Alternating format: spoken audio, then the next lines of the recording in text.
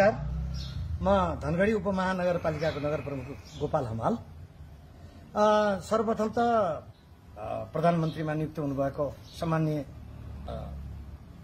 सुशीला कार्कीज्यूलाई हार्दिक बधाई दिन चाहन्छु र साथै नेपालले पहिलो महिला प्रधान न्यायाधीश पनि सुशीला कार्कीज्यूबाटै प्राप्त गरेको थियो भने पहिलो महिला प्रधानमन्त्री पनि सुशीला कार्कीज्यू भएको छ। त्यसकारण एउटा इतिहास रच्नु भएको छ। अब इतिहास रच्ने पालो फेरि अर्को चाहिँ नि के हो भने मुख्य कुरा यो भ्रष्टाचारको कारणले गर्दाखेरि देशमा यो बेरोजगारी सिर्जना हुनु, यो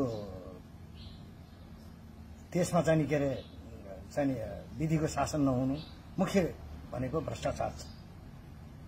अविलम्ब जेनजीको आन्दोलन पनि मुख्य विषय यही नै थियो। भ्रष्टाचार रहेछ भने सुशासन हुँदैन, सुशासन नभएसम्म देशले प्रगति गर्दैन।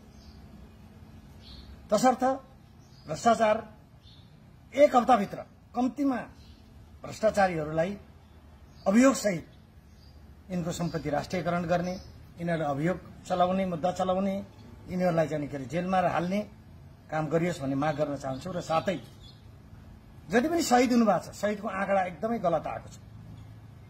कसैले भन्छ 100 जना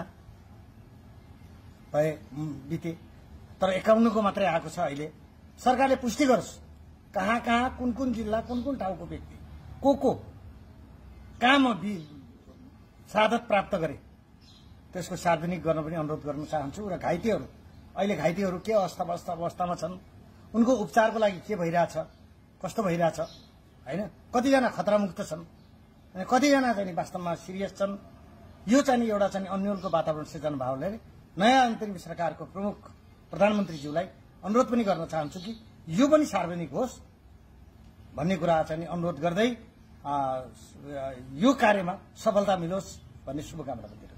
नमस्कार। ग्लोबल आईबी बैंक, सबैका लागि बैंक। बाजुपन सम्बन्धी कुनै पनि समस्या समाधानका लागि सम्झनुहोस् हार्दिक IVF and fertility centre, Sinamangal, Kathmandu.